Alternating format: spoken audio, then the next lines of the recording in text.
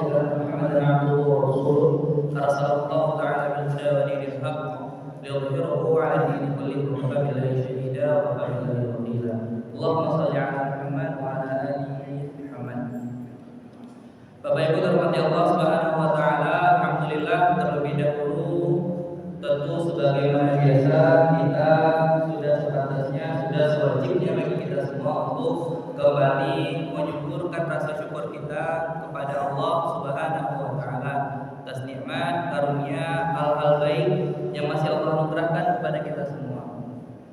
Seterusnya salawat dan salam juga tentunya tak lupa kita sampaikan kepada sosok figur yang telah Allah tetapkan bagi kita. Ketika kita sudah mengikuti figur tersebut, yaitu Rasulullah, Rasul kita Nabi Muhammad SAW, maka insya Allah tak ada pembatas lagi bagi kita dengan surga ketika kita sudah ittiba, sudah mengikuti secara utuh apa yang telah disunahkan, apa yang telah diwajibkan, dan seluruh yang telah ditinggalkan oleh Rasulullah, itu kita semua ikuti. Maka Bapak Ibu terhormati Allah Subhanahu wa taala, insyaallah yang akan menjadi pembahasan kita akan coba kembali mengambil faidah atau buah tulisan dari apa yang dituliskan oleh Syekh Muhammad Al-Munajjid tentang dosa-dosa yang dianggap biasa Bapak Ibu terhormati Allah Subhanahu wa taala. Maka insyaallah pembahasan kita pada hari ini kita masuk kepada dosa yang ke-23, yaitu diatah. Diatah apa Pak? Adalah hilangnya kecemburuan seorang laki-laki terhadap mahram yang Allah titipkan kepadanya. Kalau seorang suami Pak, tidak ada rasa cemburunya ketika istrinya beramah tamah atau berhubungan secara berlebihan dengan orang lain. Ketikanya mungkin menjadi seorang ayah, tidak ada masalah ketikanya melihat anak perempuannya itu mungkin menjalani hubungan yang Allah harapkan dekat dengan laki-laki yang bahkan bukan mahram bagi anaknya tersebut. Itu adalah diatah. Kalau istilah hadisnya adalah dayus, Bapak Ibu hormati Allah Subhanahu wa taala.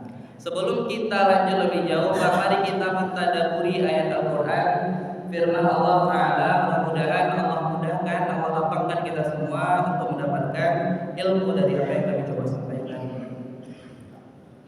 A'udzubillahi minasyaitonir rajim.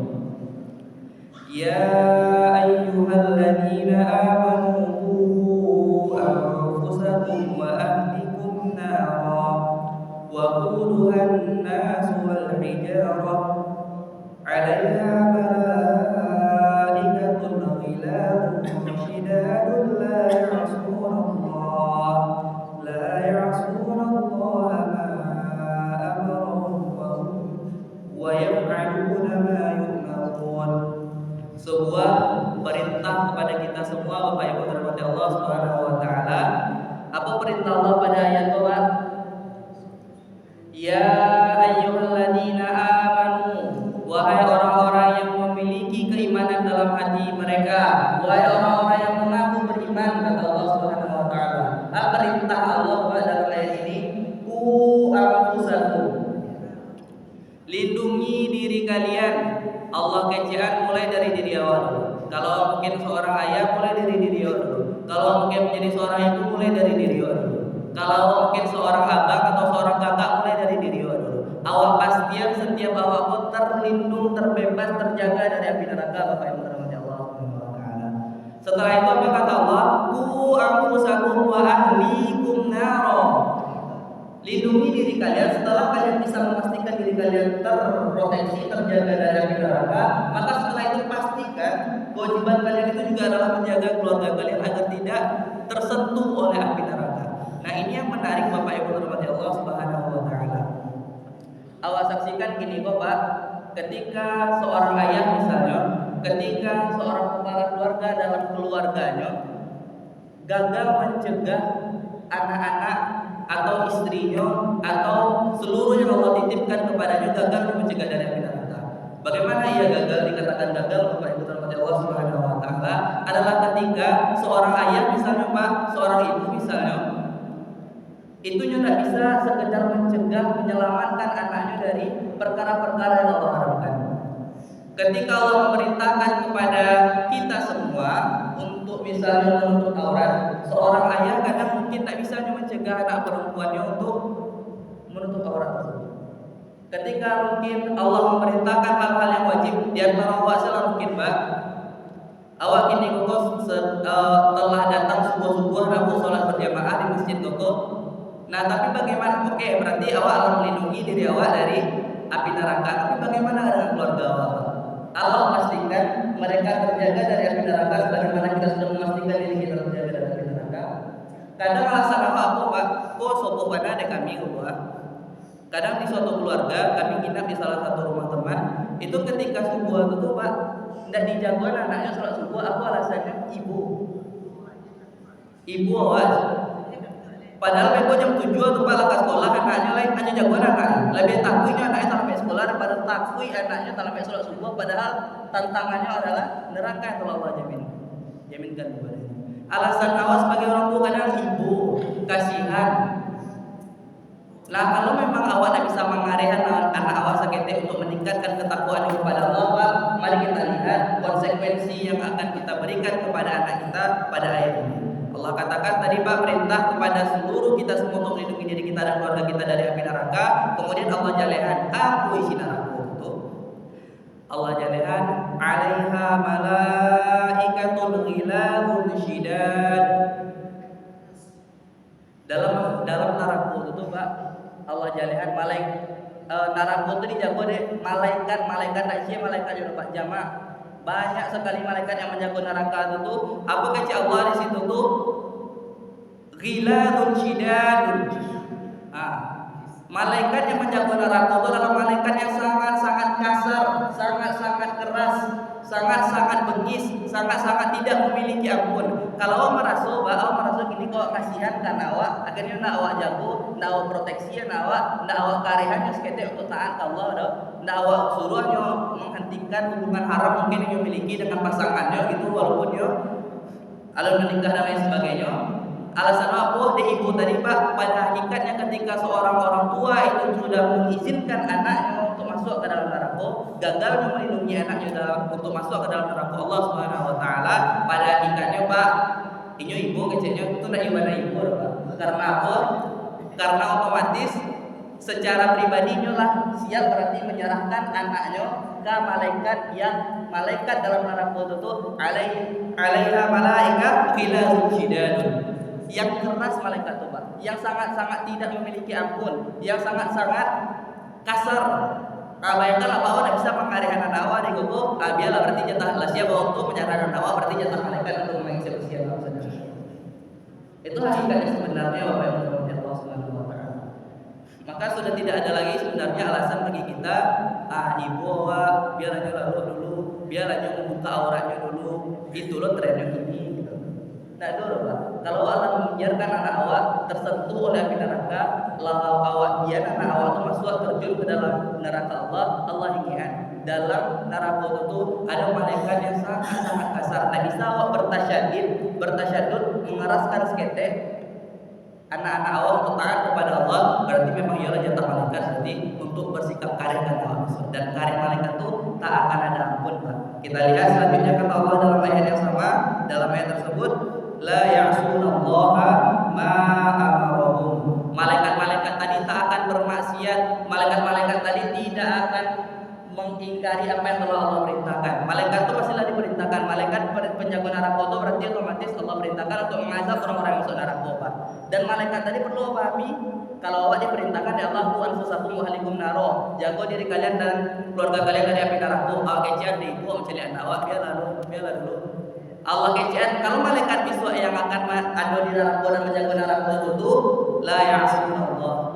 Malaikat itu akan ada istilah tak usah akhirnya naik tanah perintah Allah, tak usah ibu mencari orang yang akan sempurna. Nah ini adalah sebuah pelajaran tentunya yang sangat-sangat mendalam perlu kita pahami Pak. Dan di akhir ayat Allah juga mengatakan wa yaf'aluna ma yu'marun. Malaikat itu akan selalu mengerjakan apa yang Allah perintahkan. Kalau sebagai orang tua tidak bisa mengerjakan perintah Allah untuk melindungi anak awak, berarti awal menyerahkan anak awak kepada malaikat, yang malaikat tadi akan selalu mengerjakan perintah Allah untuk manianya, untuk mengeksekusi, untuk memberikan hal-hal yang terburuk yang ada dalam neraka kepada keluarga kita. Dan Bapak Ibu terhormati Allah Subhanahu wa taala, insyaallah masuk awal step kepada pembahasan kita pada hari ini tentang dayus tadi. Dayus tadi sebagaimana yang kami sampaikan di awal Pak, adalah orang-orang yang tidak memiliki kecemburuan dalam hatinya ketika mahram yang Allah titipkan kepadanya itu jatuh pada kemaksiatan. Maka dalam hadis Rasulullah SAW menyampaikan, salatatun qad haramallahu alaihimul jannah. Ada 3 golongan yang akan Allah izinkan mereka untuk masuk ke dalam surga Allah. Yang pertama, al-mudminul khamr. Orang yang kecanduan minuman keras itu akan Allah masukkan ke dalam neraka Allah. Yang kedua, wal 'aq. Orang-orang yang durhaka kepada orang tua itu juga bukanlah orang-orang yang akan Allah izinkan untuk masuk surga. Allah haramkan surga baginya. Dan terakhir Rasulullah mengatakan wadayus, dan juga yang Allah haramkan surga bagi mereka adalah la yadkhulul jannata dayyus. Tak akan masuk surga orang-orang yang tidak memiliki kecemburuan terhadap mahramnya. Jika ia seorang ayah sampai tadi Pak, dado kecemburuannya ketika anaknya dibonceng, painya orang lain gitu. Dado terbesit rasa di hatinya tuh kesal atau bahkan melarang anaknya. Dado usaha untuk melarang anaknya. Ketika seorang ia menjadi seorang suami, nyeceliannya mungkin istrinya beramah tamah secara berlebihan dan usahanya kira-kira ada masalah deh. Dan ketika dia menjadi seorang abang misalnya, nyecelian saudara perempuannya gitu kan, melakukan hal-hal yang Allah haramkan, maka kita lihat pengertian dayus tadi menurut Al-Imam Ibnu Hajar Al-Asqalani di dalam kitab Fathul Bari-nya, Bapak Ibu rahmati Allah Subhanahu wa taala. Ad-dayyus, pengertian dayus tadi adalah alladzi yuqirul khubtha fi ahlihi. Adalah dayus itu orang-orang yang membiarkan saja, yang tidak mempermasalahkan keburukan terjadi di keluarganya, dalam keluarganya. Tidak ada masalah dia anaknya tadi melakukan perbuatan yang mengarah kepada apa yang Allah haramkan. Tidak ada masalah dia, tidak ada kecemburuannya. Itu adalah dayus yang apa kata Rasulullah, la yadkhulul jannah, tidak akan masuk surga. Atau qad haramallah, Allah haramkan surga bagi orang-orang yang terindikasi dayus tadi Pak. Dan kemudian ditambahkan oleh Al-Imam Abdurrahman Al-Munawi, pengertian dayus tadi Bapak Ibu berhormati Allah Subhanahu wa taala, la yugharu alaihim, tak ada rasa cemburu dalam hatinya. Itulah tadi Pak. Ketika mungkin biasa-biasa saya mencari mahram yang Allah titipkan ke Pak, padusi-padusi yang telah Allah amanahkan kepada kita semua, biasa-biasa saya ada kecemburuan sama cirinya beramah tamahnya orang lain tuh, melakukan kemaksiatan, berpacar-pacaran misalnya, ada kecemburuan, ada kesal dalam hati ada. Itulah awal terindikasi dayus, dan Rasulullah mengharamkan surga bagi mereka. Dan kemudian Bapak Ibu rahmati Allah Subhanahu wa taala, asal kata yugharu tadi itu Pak, iri, kecemburuan tadi itu tuh, akhirnya itulah Allah ketahui Buya Hamka sampai membuat buku tuh Pak, judulnya Ghirah. Buya Hamka rahimahullah tuh Pak, ulama Minang yang memang kebanggaan awak, yang karyanya bukan main-main lagi gitu. Beliau menuliskan buku judulnya Ghirah Pak, cemburu karena Allah. Secara umum Pak, pengertian ghirah menurut Buya Hamka, iri dalam karena Allah tadi itu tuh ada 3 hal. Pertama, ghirah terhadap perempuan tadi, mahram telah Allah titipkan kepada kita. Yang kedua terhadap bangsa, yang ketiga terhadap agama. Nah, Bapak Ibu rahmati Allah Subhanahu wa taala, di antara 3 Pak ada ghirah terhadap bangsa dan nyawa bangsa kok dilecehkan jadi orang doa atau ghirah tuh. Kemudian ghirah terhadap agama, ada orang menistakan agama tidak ada cerita ampun bagi orang tua atau ghirah dalam hati. Dan di antara 3 tadi itu Pak, Buya Hamka meletakkan pembahasannya pada ngata itu adalah ghirah terhadap keluarga kita. Begitulah saking pentingnya. Dan Buya Hamka nak main-main Pak, di awal buku itu saya diceritaannya, cerita mungkin closing adik-adik. Jadi Buya Hamka membuka buku itu dengan cerita Pak, pada tahun 1938 di sebuah persidangan gitu, ada seorang laki-laki yang sedang disidang, pemuda baru. Ketika keluar hasil putusan hakim dari itu Pak, tampak senyum dari wajah orang yang terdakwa tadi, pemuda yang terdakwa tadi. Kalau putusan hakim, isi putusan itu inyo dihukum 5 tahun penjara. Tapi bukan yang menderita, bukan nampak wajahnya itu sedih atau apa, tapi senyumnya dibusungkan dada, bangga ya dengan hukuman tadi. Apakahnya korupsi Pak? Nah, koruptor kalau nyala terbukti korupsi itu harusnya malu, janganlah ya. Ada orang maliang ini ada pelaku kejahatan-kejahatan itu harusnya nak malu. Tapi yang dilakukan pemuda tadi Pak, pemuda tadi itu telah membunuh seorang yang telah berbuat tak senonoh kepada saudara perempuan. Akhirnya tanpa ampun Pak, itulah yang harus dimiliki oleh seorang muslim, kata Buya Muka.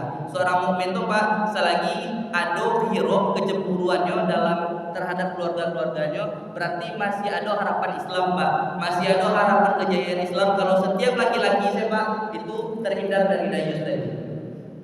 Kalau laki-laki itu saya Pak, setiap keluarga waktu memiliki kecemburuan terhadap mahramnya, berarti itu alamat bahwa kejayaan Islam itu masih ada harapannya.